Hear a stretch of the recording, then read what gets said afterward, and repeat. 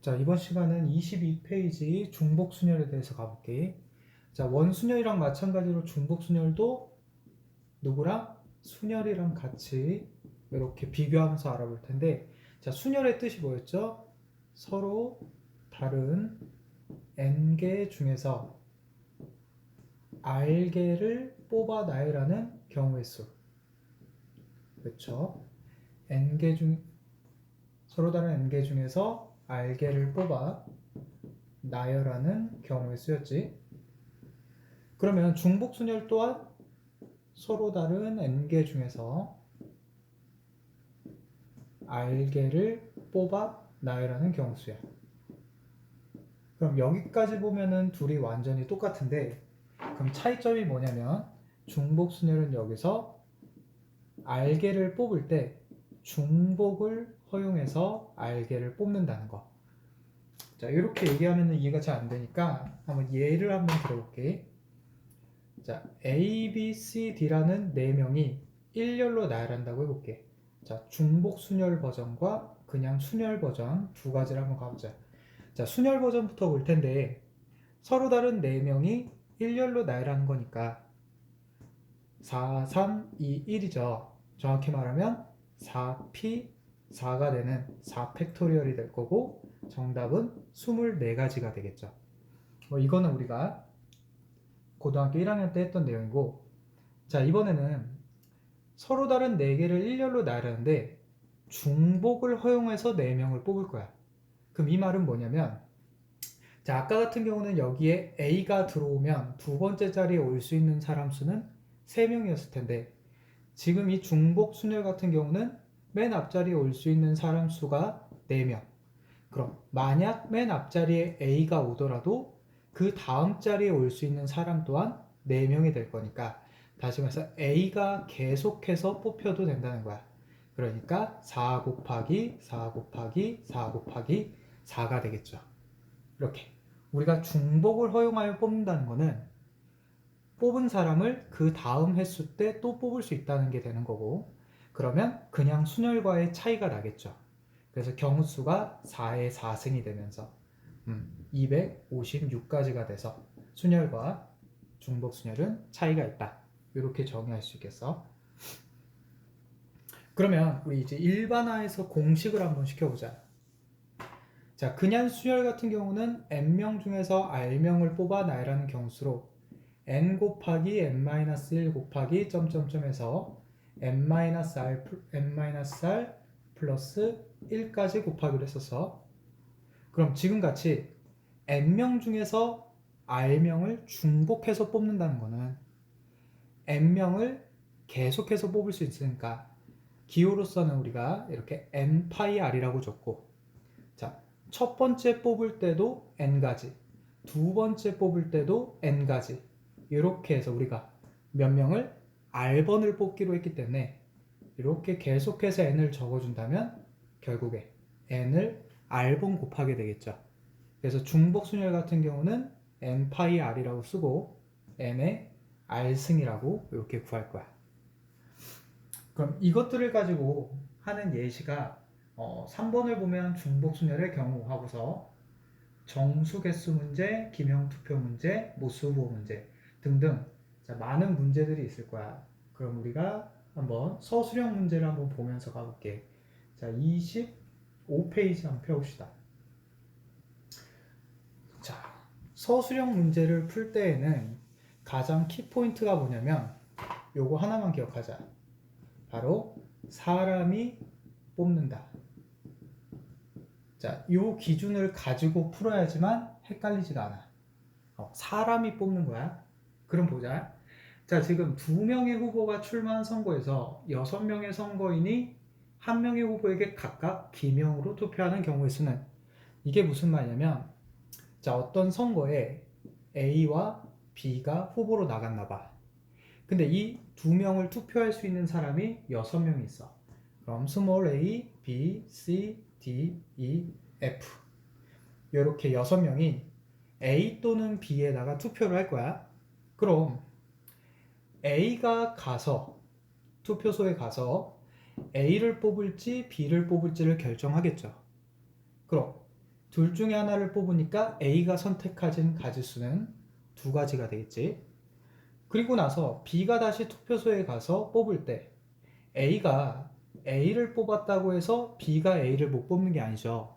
A가 뽑혔어도 또 B가 또 뽑을 수 있는 거지.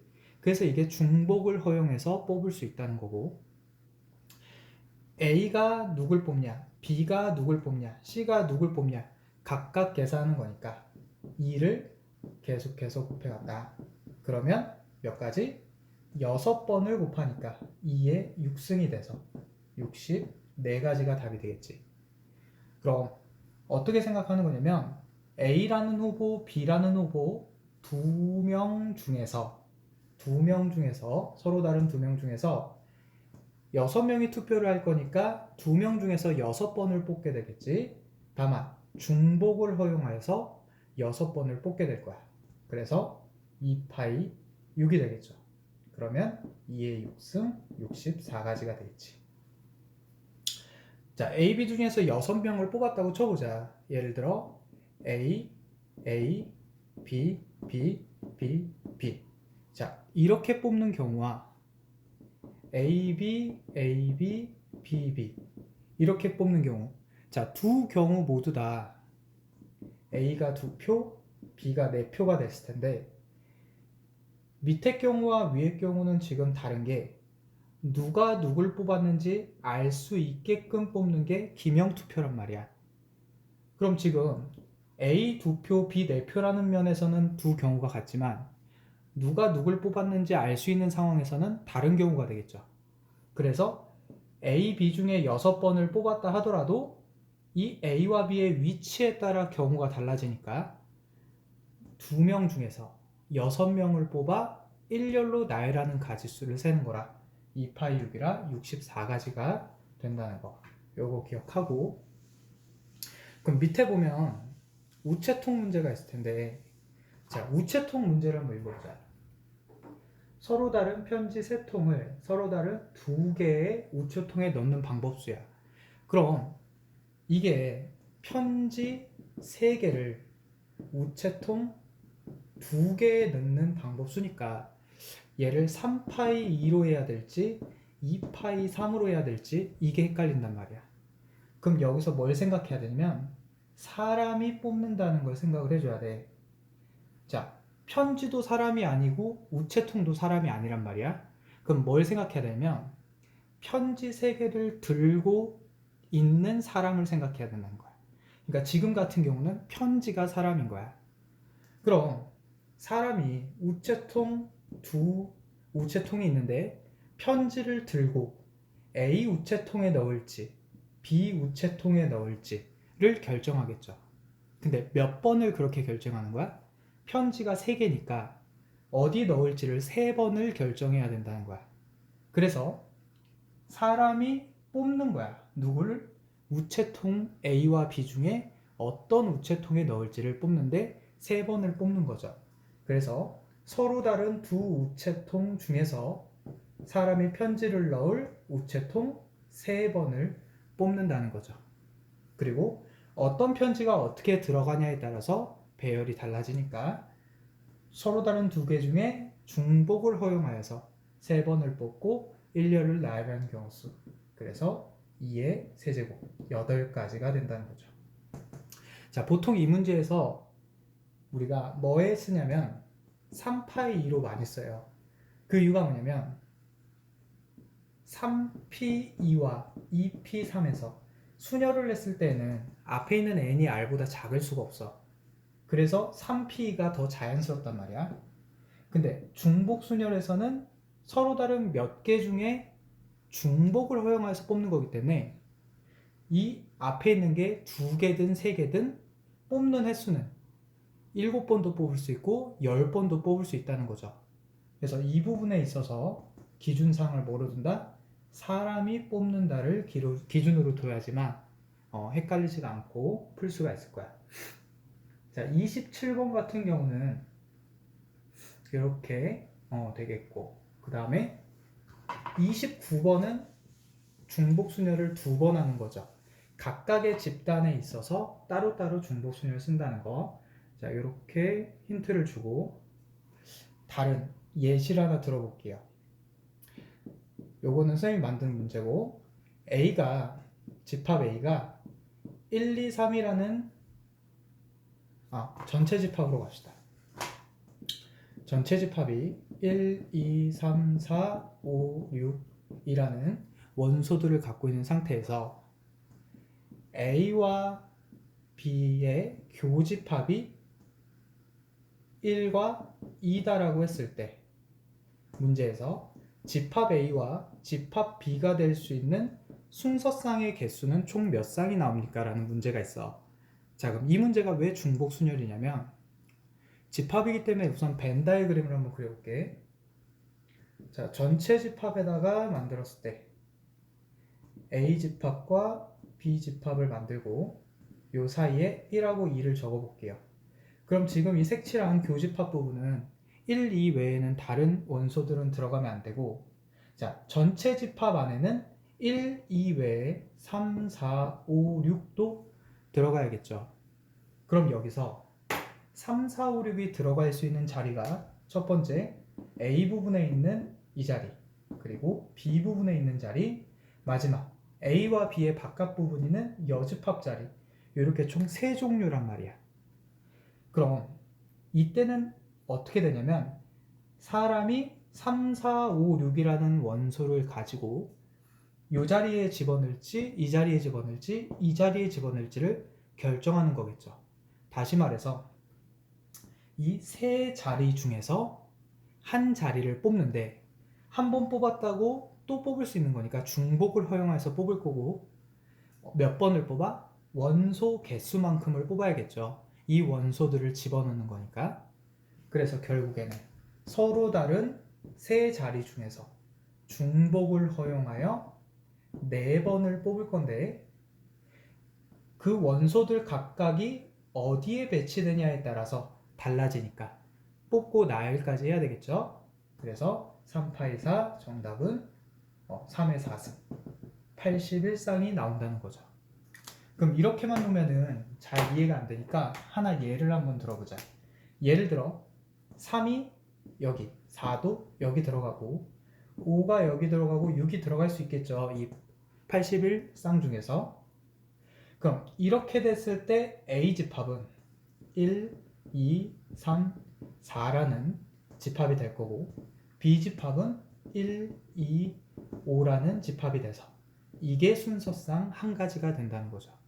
그럼 또 다르게 들어간다면 그 순서상이 바뀌게 되니까 그 마다마다 들어가는 가지마다마다 순서상이 달라져서 전체 순서상의 개수는 그 들어가는 방법수와 같아지겠죠.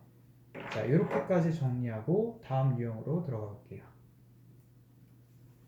자, 다음 유형은 신호 만들기 문제인데 가봅시다. 모스보 신호 만들기 문제야. 그럼 모스보는 뭐냐면 이 점이라는 것과 짝대기라는 것, 이 두 가지를 이용해서 신호, 암호라고 할 수 있겠죠. 이런 신호들을 만들어주는 문제예요. 근데 문제에서 이 모스보를 이용해서 한 개만 이용해서 만드는 거, 그리고 2개, 3개, 4개까지 이용해서 만드는 1개 이상 4개 이하를 사용하여 만드는 총 신호 개수는 몇 개이냐? 그래서 그럼 한 개를 이용해서 만드는 모스보를 갈 때에는 이 자리에 들어갈 수 있는 기호는 점 아니면 짝대기겠죠. 그러니까 몇 가지야? 2가지일 거야. 근데 2개를 사용해서 만들 수 있는 신호의 개수는 여기에 점 아니면 짝대기가 들어가고 여기도 점 아니면 짝대기가 들어가니까 정답은 4가지의 신호를 만들 수 있겠죠. 굳이 만들자면 점일 때 점, 짝대기, 짝대기일 때 점, 짝대기. 자, 이런 식으로 만들어진다는 거야. 그럼 3가지일 때는 각 자리마다 2가지씩의 부호를 결정할 수 있으니까 2 곱하기 2 곱하기 2의 3승이 되겠죠. 그럼 이제 여기서부터는 중복순열 기호를 한번 써보자. 자, 결국에는 여기에 집어넣을 거는 어떻게 집어넣어야 돼요? 원래 주어져 있던 점 아니면 짝대기 2개 중에서 뽑는데 이 자릿수만큼 뽑아야겠죠. 그러니까 3번을 뽑을 거야. 근데 점을 뽑았다고 해서 그 다음번에 못 뽑는 게 아니라 또 뽑을 수 있으니까 서로 다른 두 개 중에서 중복을 허용하여 세 번을 뽑을 건데, 예를 들어 점 짝대기 짝대기 이렇게 뽑을 건데, 이게 점 짝대기 짝대기냐 짝대기 점 짝대기냐 짝대기 짝대기 점이냐에 따라서, 즉 위치에 따라서 또 신호 개수가 달라지니까 결국 뭐예요? 서로 다른 두 개 중에 중복 허용해서 세 개 뽑은 후에 일렬로 나열하는 개수 가지를 다 세는 거니까 정답은 2파이 3이 될 거고 2의 3승인 8이 되겠죠. 자, 그 다음부터는 네 자릿수면 어떻게 돼? 서로 다른 두 개 중에 중복 허용하여 4개 뽑아놔야 되니까 2의 4승 16가지가 되겠지. 자, 그럼 처음에 두 가지와 그 다음 4가지 8가지 16가지 모두 더하면 총 가지수는 30가지의 경우수가 나오게 되겠죠. 자, 그럼 모수부호 문제로 요거랑 비슷하지만 좀 다른 유형의 문제들도 한번 풀어봅시다. 이건 책이 없고 선생님이 따로 만들어줄게. 뭐냐면은 똑같이 모수부호는 점이랑 짝대기를 사용하는데, 자, 이렇게 문제를 내보자. 200개 이하의 신호를 만들고 싶을 때에는 몇 자리의 신호까지 만들어야겠는가 라고 해볼까요? 다시 말해서 n자리 이하의 신호를 사용해야 200개 이상의 신호를 만들 수 있을 때 그 n자리의 최소값은 얼마일까? 이렇게 문제를 내볼게요. 그러면 한 자리일 때는 2개였죠. 정확히 말하면 2파이 1. 자, 두 자리일 때는 2파이 2였어. 다시 말해서 2의 2승. 그 다음 2의 3승, 2의 4승, 2의 5승, 2의 6승, 2의 7승. 이런 식으로 갈 텐데, 자, 봐봐. 2, 4, 8, 16, 32, 64. 한번 여기까지 한번 더 해보자. 그럼 아까 여기까지 더한 게 30까지였죠. 그럼 둘이 더하면 62까지 126까지야. 자, 그럼 6자리에 있는 신호 개수를 만들어도 126개밖에 안 나온다는 거죠. 우리는 몇 개를 만들고 싶어? 200개 이상을 만들고 싶어. 그럼 드디어 7자리를 만들면 128개의 신호가 완성되면서 총 개수가 254개의 신호를 만들게 되겠죠. 드디어 몇 자리부터 200개를 넘어가? 바로 7자리의 신호를 만들 때까지, 다시 말해서 7자리 이하의 신호를 만들 때까지 뭐가 넘어간다? 200자리가 넘어간다. 그 정답은 n은 7이 되겠죠. 자, 그럼 여기서 문제를 한 번 더 꼬아볼게요. 여기 부분을 어떻게 바꿀 거냐면 200개 이상의 신호를 만들어야 된다. 얘는 그대로 갈 거고, n자리 이하가 아니라 그냥 n자리의 신호 개수가, n자리 이하의 신호 개수가 아니야. n자리의 신호 개수가 200개 이상이 돼야 된다 한다면 그거는 몇 자리일까를 보자는 거죠. 그럼 그때는 각 자리마다를 보는데 그게 200개를 넘어가는 자리를 보자는 거야. 그럼 봐봐. 7자리여도 아직 몇 개야? 128개밖에 못 만들죠.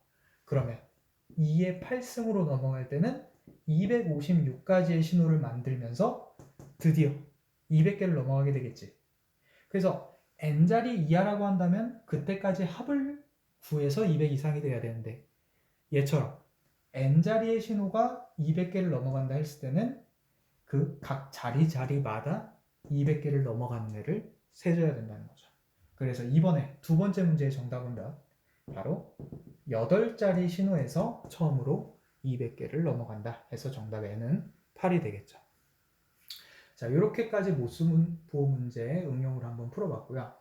그 다음 밑에 있는 깃발 문제는 30번처럼 색깔이 정해져 있는 깃발 문제는 어떤 색깔을 고르냐가 가짓수가 될 거고, 31번처럼 서로 같은 깃발이 있을 때에는 들어 올리냐 내려놓냐, 바로 그 두 가지가 신호의 개수가 될 거야. 그 부분을 잘 결정해서 진행해 주시고, 여기까지 힌트 주고 넘어갈게. 자, 그럼 여기서 끊어갈게요.